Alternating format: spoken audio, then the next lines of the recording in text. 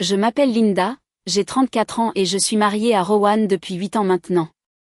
Nous avons enfin organisé notre chambre exactement comme il le fallait pour une hygiène de sommeil optimale et des limites personnelles. Il m'a fallu des années d'éducation patiente pour lui faire comprendre pourquoi la structure est importante. Chaque soir, à exactement 21h30, j'annonçais. Rowan avait l'habitude de protester, mais il a finalement appris que les horaires de sommeil irréguliers sont littéralement une violence contre votre rythme circadien.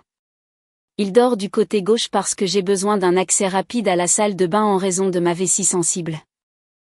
La température de la pièce reste à exactement 20 degrés Celsius, 68 degrés Fahrenheit, car tout ce qui est plus chaud déclenche mes sueurs nocturnes et tout ce qui est plus froid affecte ma circulation.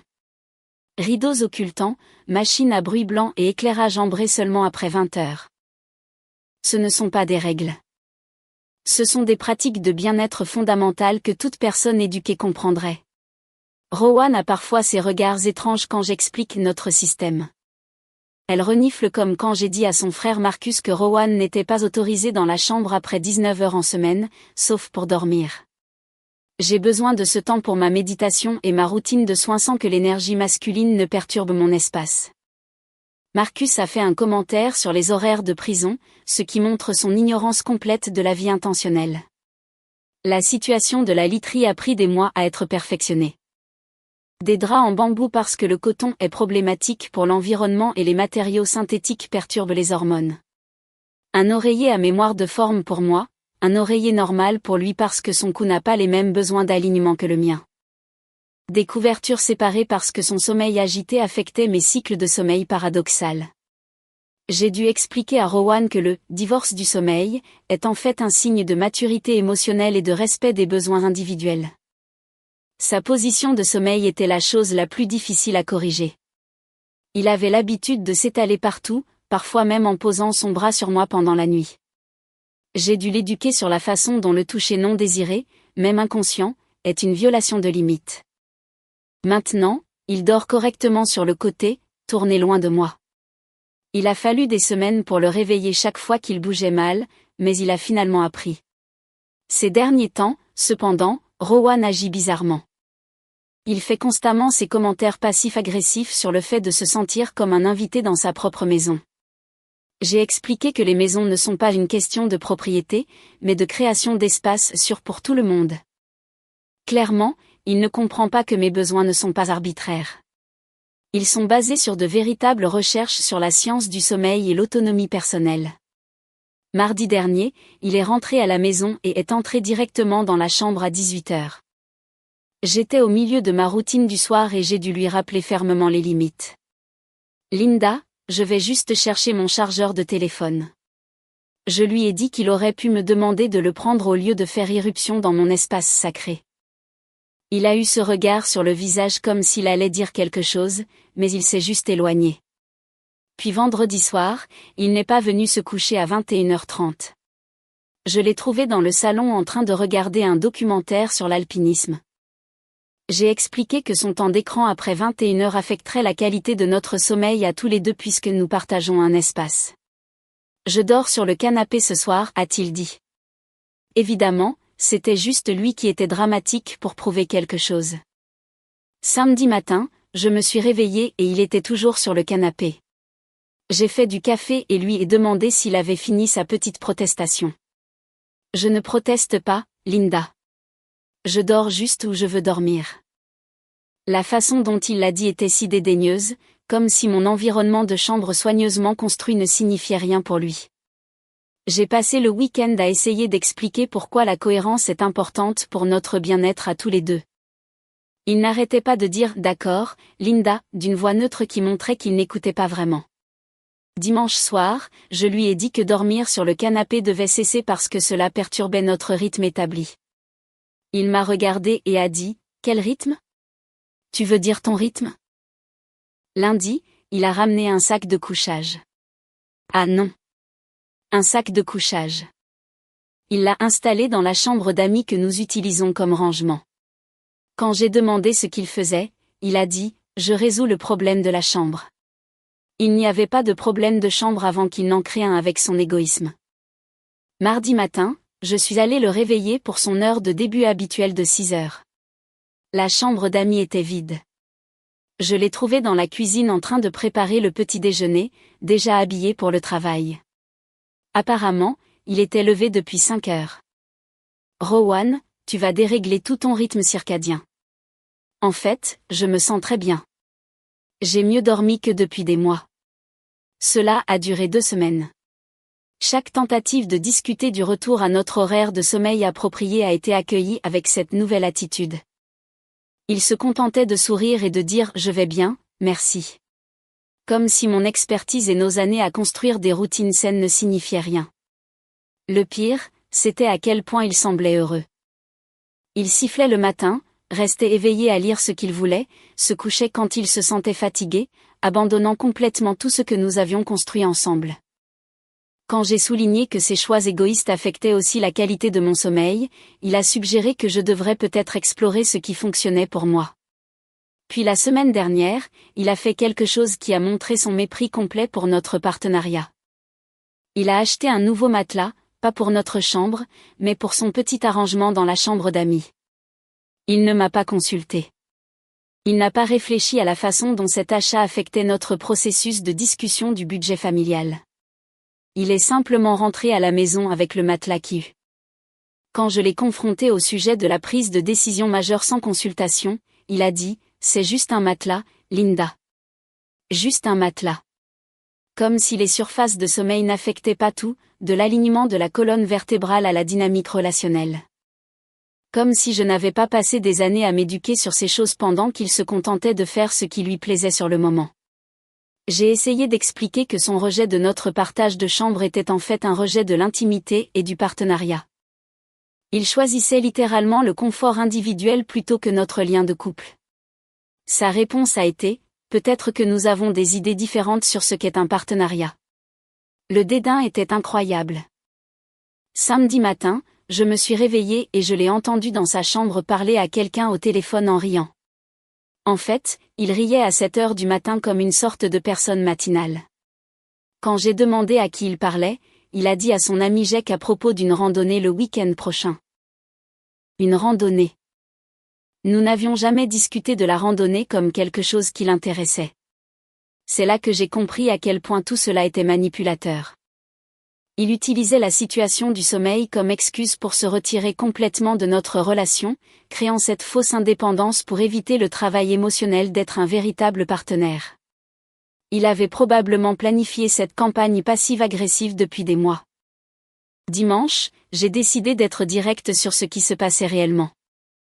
Je l'ai assis et lui ai expliqué que son comportement était un cas typique d'abandon émotionnel, que refuser de partager un espace de sommeil créait une distance artificielle dans notre mariage, que les couples sains résolvent les problèmes de confort ensemble au lieu de simplement abandonner. Rowan a écouté tout ce que j'ai dit.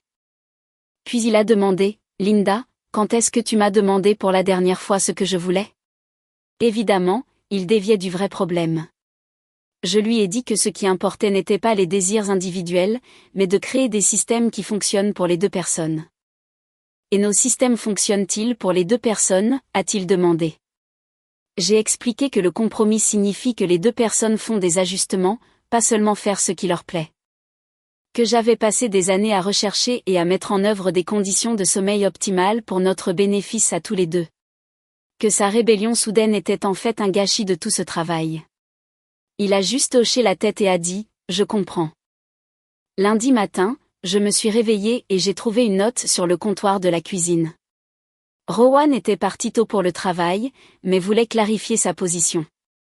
La note disait qu'il était reconnaissant pour tout ce que je lui avais appris sur la vie intentionnelle et qu'il allait commencer à être plus intentionnel dans ses propres choix, en commençant par où et comment il dormait. Quand il est rentré ce soir-là, j'étais prête avec des articles sur le divorce du sommeil et son impact sur la satisfaction conjugale, de véritables recherches évaluées par des pairs montrant que les couples qui partagent des espaces de sommeil ont des liens émotionnels plus forts. Des preuves scientifiques que son choix endommageait les fondations de notre relation. Il a jeté un coup d'œil aux imprimés et a dit « Intéressant », mais n'a pas engagé le dialogue avec les données réelles. Mardi, il a complètement réorganisé la chambre d'Amy. Il y a déplacé son bureau, accroché certaines de ses photos qui étaient en rangement. Quand j'ai souligné qu'il créait essentiellement un espace de vie séparé, il a dit « Oui, ça fait du bien d'avoir mon propre espace ». L'égoïsme était époustouflant. Il agissait comme si l'espace personnel était plus important que l'espace partagé dans un mariage. Mercredi, je l'ai trouvé là-bas à 22 heures en train de lire un livre sur la survie en pleine nature. Sans même demander si je voulais passer du temps ensemble avant de dormir. Juste en supposant que j'étais d'accord avec le fait qu'il abandonne complètement notre routine du soir. Quand j'ai mentionné que les couples qui n'ont pas de routine de coucher ensemble perdent en intimité émotionnelle, il a dit, peut-être que nous pouvons trouver d'autres moyens de nous connecter. Mais voilà le problème. Nous ne trouvons pas d'autres moyens. Il est juste plus heureux sans avoir à prendre en compte mes besoins, à faire son propre horaire, à contrôler son propre environnement, à faire ce qu'il veut quand il veut. C'est comme s'il prétendait ne pas être marié. Jeudi matin, il était encore debout avant 5 heures du matin. Je l'entendais bouger, faire du café, et même faire une sorte de routine d'exercice. Quand je lui en ai parlé plus tard, il a dit qu'il avait commencé à faire des pompes et des étirements le matin. Il n'avait jamais mentionné vouloir faire de l'exercice auparavant.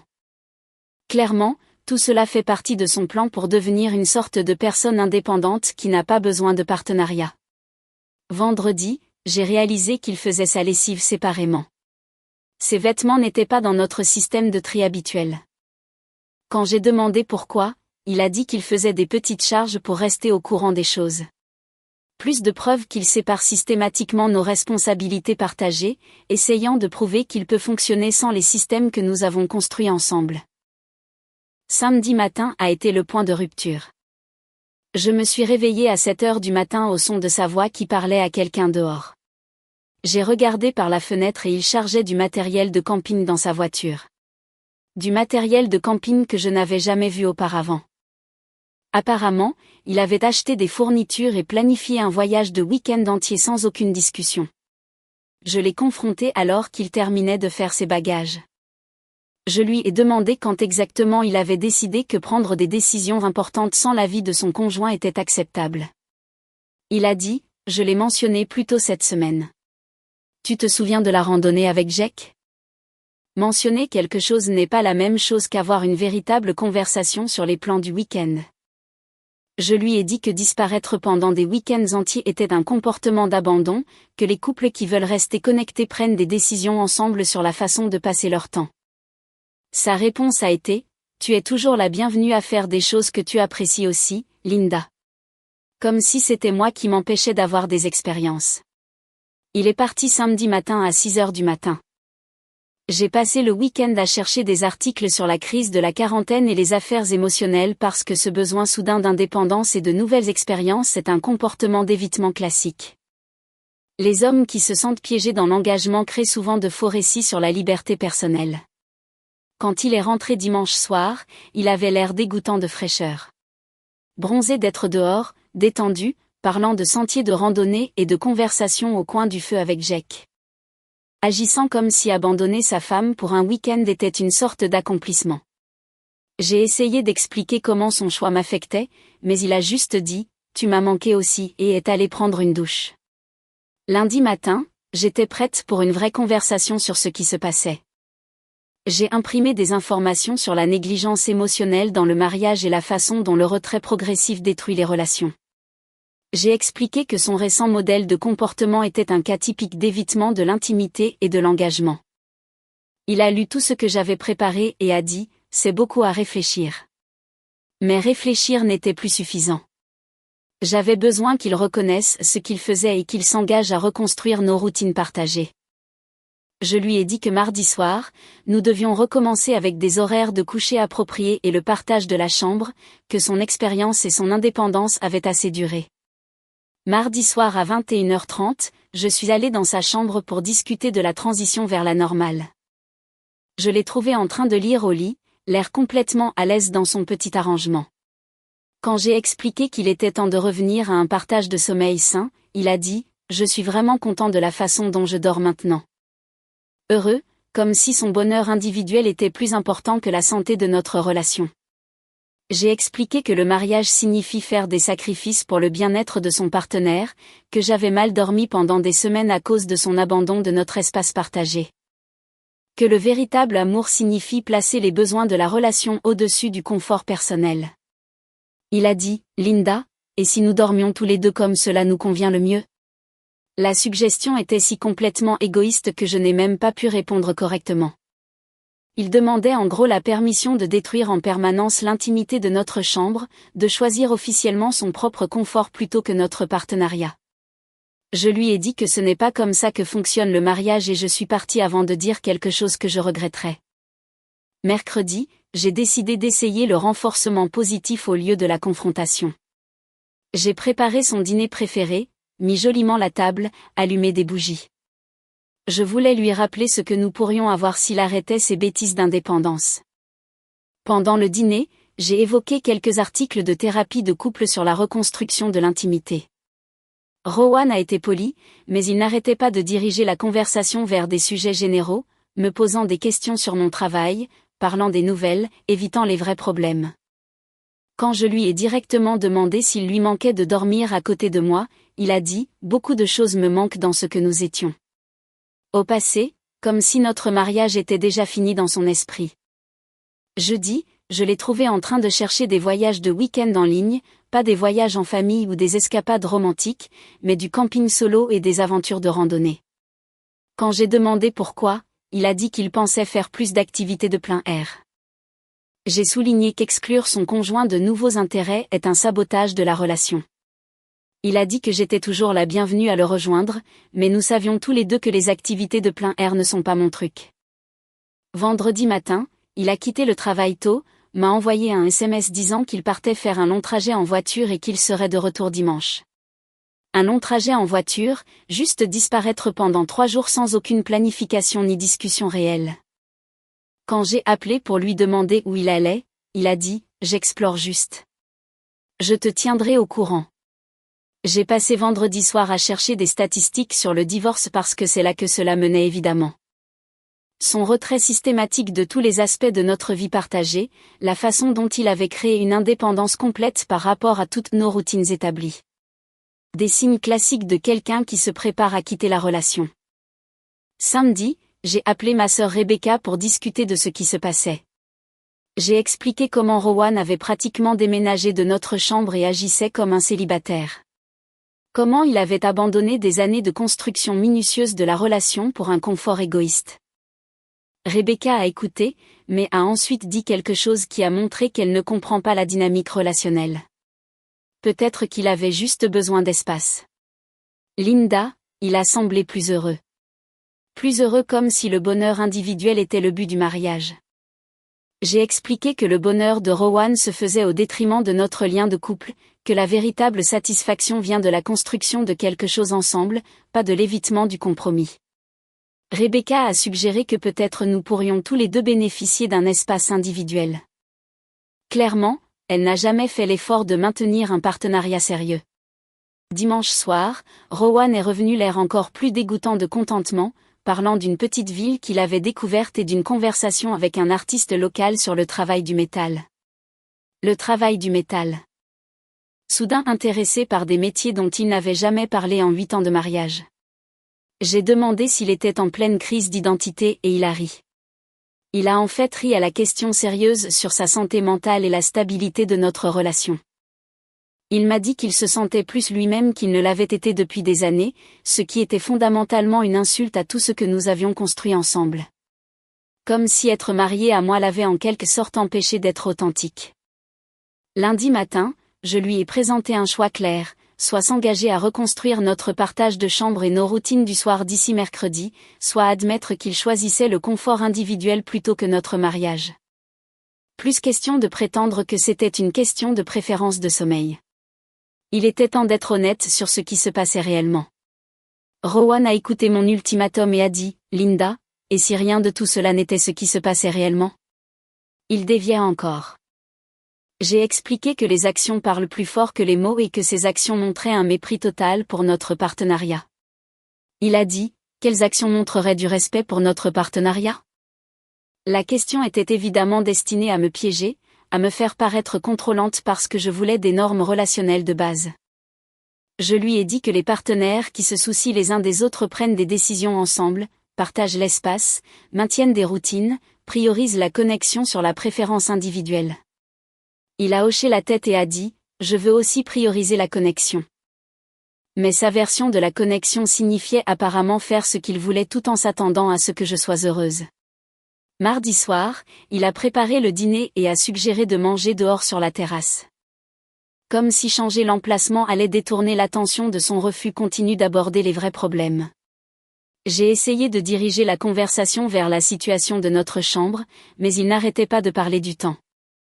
Mercredi était la date limite que je lui avais donnée. À 21h30, je suis allée dans sa chambre, m'attendant soit à une conversation sur le retour à la normale, soit à un aveu honnête qu'il avait renoncé à notre mariage. Au lieu de cela, j'ai trouvé la chambre vide. Il était dans le jardin en train de regarder le ciel. Quand j'ai demandé ce qu'il faisait, il a dit « Regardez les étoiles ». Apparemment, il sortait après que j'ai été au lit depuis des semaines. Juste rester là à réfléchir au lieu de travailler sur nos problèmes de relation. J'ai souligné qu'éviter sa femme en se cachant dans le jardin n'était pas un mode de gestion sain. Il a dit « Je ne me cache pas. J'apprécie juste le calme ». C'est là que j'ai finalement compris ce qui se passait réellement. Rowan n'avait pas seulement abandonné nos routines de chambre. Il avait émotionnellement abandonné tout notre mariage, choisi d'être complètement égoïste et indépendant plutôt que de faire le travail de partenariat, et s'était en quelque sorte convaincu que c'était sain plutôt que destructeur. Jeudi matin, je me suis réveillée furieuse. Absolument furieuse qu'il ait manipulé la situation pour faire passer son égoïsme pour une croissance personnelle, qu'il puisse être heureux et libre pendant que je subissais les conséquences de ses choix. Qu'il ait détruit des années de construction minutieuse de la relation et agissait comme si c'était une libération. Je l'ai confronté avant qu'il ne parte travailler, je lui ai dit exactement ce que je pensais de sa fausse indépendance et de son comportement d'abandon, comment son refus de partager l'espace et de maintenir des routines était une cruauté émotionnelle. Comment son intérêt soudain pour les activités solitaires était évidemment une préparation à la fin de notre mariage. Rowan a écouté tout ce que j'ai dit. Puis il a dit, « Linda, je ne me prépare pas à mettre fin à notre mariage. J'essaie de trouver comment y rester. » Comme si j'étais le problème. Comme si des années de mes efforts pour créer des conditions de vie optimales l'avaient en quelque sorte fait vouloir partir. J'ai exigé qu'il explique ce que cela signifiait. Il a dit, « J'ai passé tant d'années à essayer d'être le mari que tu voulais que j'ai oublié comment être moi-même. » Encore de la déviation et du blâme. Je lui ai dit que la croissance dans le mariage signifie devenir de meilleures versions de nous-mêmes, pas abandonner le compromis. Et si le compromis n'était pas la même chose que le contrôle, a-t-il demandé. L'audace de suggérer que mon aile s'éclaircit la gorge approche basée sur la recherche de la vie partagée était en quelque sorte contrôlante. J'ai expliqué que la structure n'est pas le contrôle, c'est l'attention, que j'avais investi des années à apprendre comment optimiser nos espaces partagés pour notre bien-être à tous les deux. Vendredi, il n'est rentré chez lui qu'après 22 heures. Je l'ai trouvé dans sa chambre en train de lire à nouveau. Quand j'ai demandé où il était, il a dit qu'il était allé dîner avec des collègues. Dîner avec des collègues un vendredi soir sans vérifier si j'avais des projets. J'ai souligné que les gens mariés coordonnent généralement les horaires du soir. Il a dit, « Tu as raison. J'aurais dû le mentionner plus tôt. » Le mentionner, pas demander la permission ou en discuter. Juste le mentionner comme si mon opinion n'avait pas d'importance. Je lui ai dit que son attitude décontractée envers notre temps partagé était un sabotage de la relation.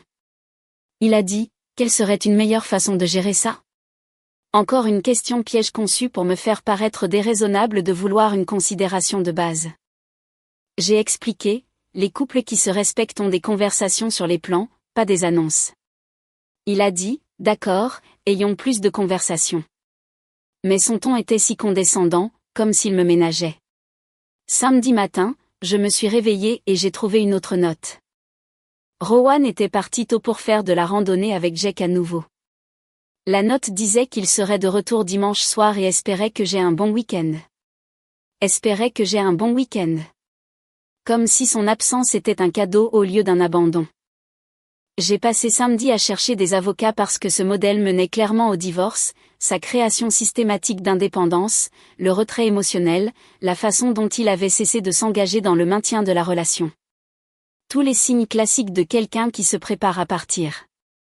Dimanche soir, il est revenu avec des histoires sur le sentier de randonnée et la faune qu'ils avaient vue. Agissant comme si son abandon du week-end n'était qu'un amusement innocent. Je lui ai demandé directement s'il prévoyait de quitter notre mariage. Il a dit, « Linda, j'essaie de rester, mais je dois rester moi-même, pas ce que tu penses que je devrais être. » Encore du blâme et de la déviation. Je lui ai dit que le mariage signifie être prêt à grandir et à changer pour le bien-être de son partenaire. Que je ne lui avais jamais demandé d'être quelqu'un d'autre, juste d'être prévenant de l'espace et des routines partagées. Il a dit, « À quoi ressemble la considération pour toi ?» J'ai expliqué que la considération signifie prioriser notre relation sur le confort individuel, partager l'espace même si ce n'est pas votre préférence, maintenir des routines qui fonctionnent pour les deux personnes, prendre des décisions ensemble au lieu de simplement faire ce que vous voulez. Il a écouté et a dit, « Je comprends que c'est ce dont tu as besoin, mais comprendre et faire sont des choses différentes. » Du lundi au mercredi, il a continué son modèle de sommeil séparé, de routines séparées, d'activités séparées, agissant comme un célibataire qui se trouvait vivre avec moi. Quand j'ai souligné que rien n'avait changé malgré notre conversation, il a dit, « Je suis toujours en train de trouver comment équilibrer les choses. » Jeudi, j'ai atteint mon point de rupture. Je lui ai dit que soit il s'engageait à reconstruire nos routines partagées d'ici ce week-end, soit j'en avais fini. Plus de faux compromis ou de promesses vides. Il était temps de choisir entre son indépendance égoïste et notre mariage. Rowan m'a regardé longuement et a dit, « Linda, et si le choix n'était pas entre l'indépendance et le mariage ? Et si c'était entre le contrôle et le partenariat ?» La manipulation était incroyable. Tordre mes années d'attention et d'effort en une sorte de comportement contrôlant. Je lui ai dit que vouloir que son mari partage son lit n'est pas du contrôle. Ce sont des attentes relationnelles de base. Et moi, ce que je veux, a-t-il demandé. Et ce que lui voulait ? Comme si ses préférences individuelles importaient plus que notre partenariat. J'ai expliqué que les adultes matures font parfois des choses qu'ils ne préfèrent pas parce qu'ils aiment leur conjoint. Il a dit, « Je t'aime, Linda, mais j'ai aussi besoin de m'aimer. » Samedi matin a été la goutte d'eau qui a fait déborder le vase. Je me suis réveillée et Rowan était déjà parti. Une autre note disant qu'il était reparti camper et qu'il serait de retour lundi. Lundi, disparaître pendant 3 jours entiers sans aucune discussion ni considération réelle. J'ai passé le week-end absolument enragé par son mépris total pour notre mariage, par la façon dont il avait systématiquement détruit chaque routine et chaque limite que nous avions établie, par son faux bonheur et son indépendance qui n'étaient en réalité que de l'égoïsme et de l'évitement. Quand il est revenu lundi soir, l'air rafraîchi et content, j'ai complètement perdu la tête. Je lui ai dit exactement ce que je pensais de son comportement, comment ses choix m'avaient rendu misérable pendant qu'il pouvait être libre et heureux, à quel point il était injuste qu'il puisse abandonner ses responsabilités pendant que je subissais les conséquences. Rowan a écouté tout et a ensuite dit, « Linda, je veux que tu sois heureuse aussi. Qu'est-ce qui te rendrait heureuse ? » Comme si c'était ma faute de ne pas trouver ma propre indépendance égoïste. Je lui ai dit que je serais heureuse s'il arrêtait d'abandonner notre mariage pour une fausse croissance personnelle. Il a dit, « Et si nous nous concentrions tous les deux sur ce qui nous rend réellement heureux au lieu de ce que nous pensons devoir nous rendre heureux ?» La conversation était inutile. Il avait déjà fait son choix de se prioriser sur notre partenariat, d'être complètement libre et indépendant tout en détruisant tout ce que nous avions construit ensemble. Et il s'était en quelque sorte convaincu que c'était sain au lieu d'être égoïste. Mardi matin, je lui ai dit que j'envisageais une séparation, que son abandon émotionnel avait rendu notre mariage insoutenable, que je ne pouvais pas continuer à être la seule personne investie dans le maintien de notre relation. Il a dit que peut-être la séparation nous donnerait à tous les deux de l'espace pour déterminer ce que nous voulons réellement, de l'espace pour déterminer ce que nous voulons.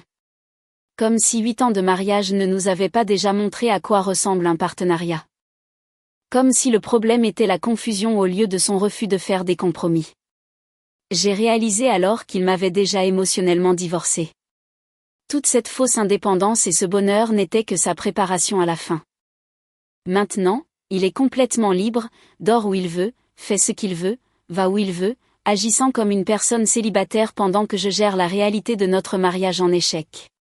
Et d'une certaine manière, c'est moi qui suis déraisonnable de vouloir des normes de partenariat de base. Il a détruit tout ce que nous avions construit ensemble pour son propre confort, abandonné des années de routine et de considération minutieuse pour une indépendance égoïste, et maintenant il est plus heureux qu'il ne l'a jamais été pendant que notre mariage s'effondre. La manipulation et l'égoïsme sont absolument incroyables.